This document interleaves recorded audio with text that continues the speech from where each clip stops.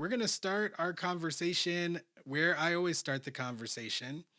If you guys have seen my show before, then you're well familiar with this question. Let me actually put my camera down a little bit. That's better. Um, so yeah, I'm going to go ahead and get into the conversation by asking you about your evolution of race consciousness. And just for people who's never heard that phrase before that I use every single show, what I mean by that is when did you first understand that there was this thing like a racial hierarchy?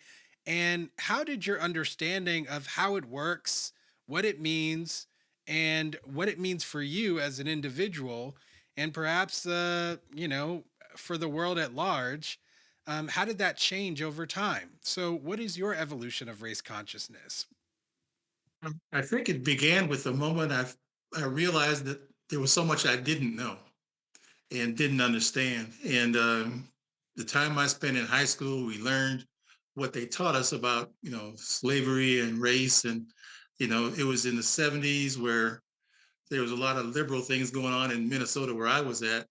And it was, we learned things about Blackness, but it was all sort of like just material and it didn't really sink in. And the history events that we learned, I knew them, but it wasn't personal to me. And it wasn't until I got to college, I went to Fisk University in Nashville, and I was on the basketball team. And we went on road trips to various schools, most of them Black schools throughout the South. And we took a trip to Fort Valley, Georgia, by car. And we were in a car and we'd gotten off of I-75, the major interstate, and got on a two-lane highway, Highway 49, going through rural Georgia. And I saw peach trees, which didn't mean anything to me. There was orchards, and then all of a sudden on the right there was a cotton field.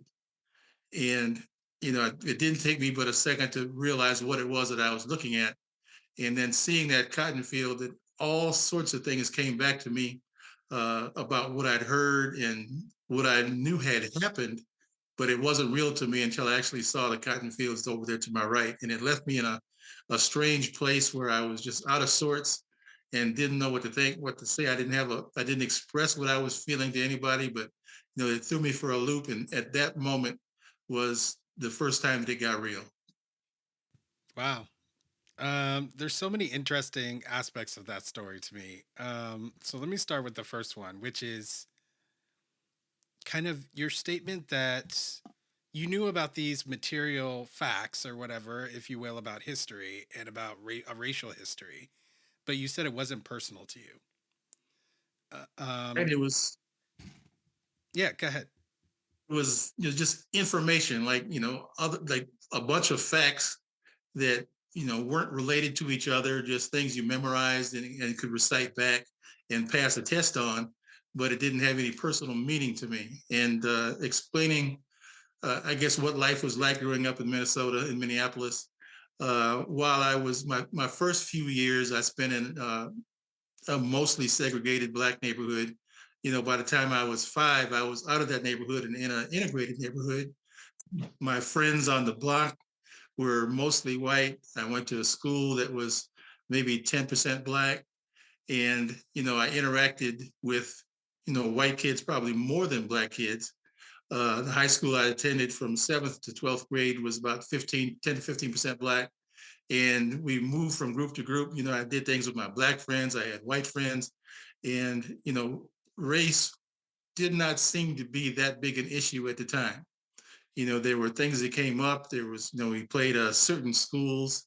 We played the Black schools and race became important. We played a couple of white schools where things became important. There was a school named Edison in Northeast Minneapolis that was, uh,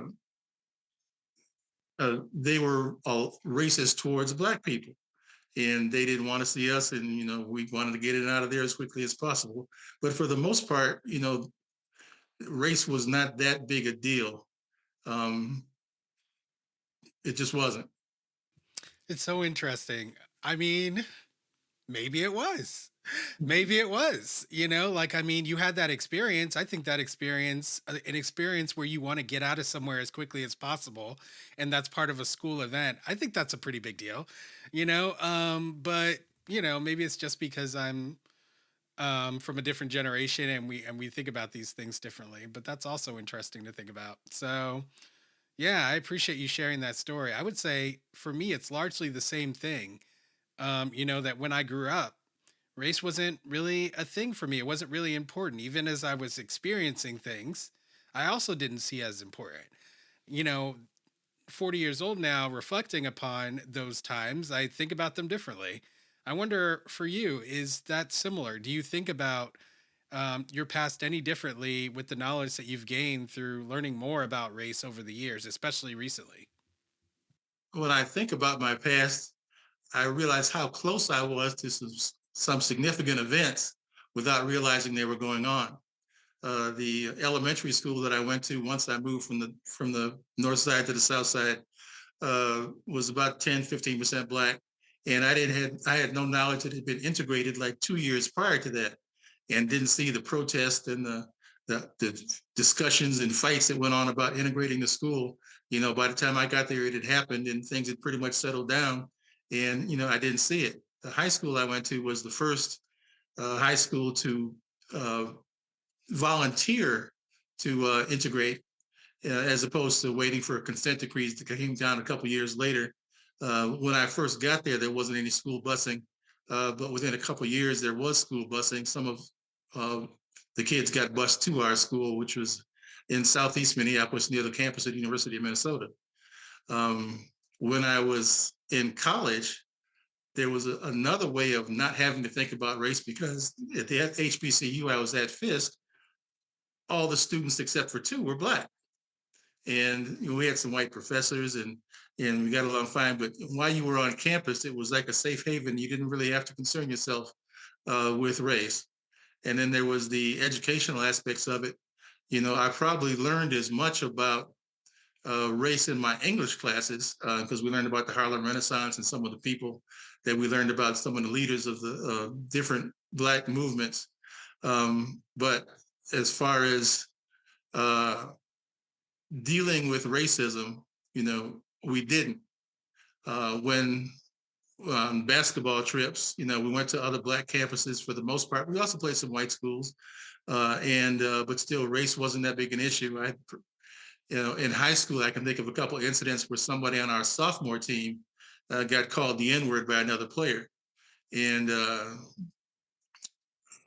but as far as facing it myself, we didn't a whole lot, and I was fairly well known because I was a college basketball player in Nashville at Fisk, and I could go out into the city, and people knew me as for who I was, and there was, even though I was the type of person that might generate fear. Now I was 6'6", 200 something pounds, and maybe looked like I could fight, but because people knew who I was, they accepted me, and I didn't have any of the problems that might have been associated with me being the same frame and unknown. Very interesting. Thank you for sharing all that. Thanks for watching. For access to the full-length conversation and all of the 2-hour-long unedited conversations that I've had on race, click the support link in the description below. Thanks for your support, and see you next time.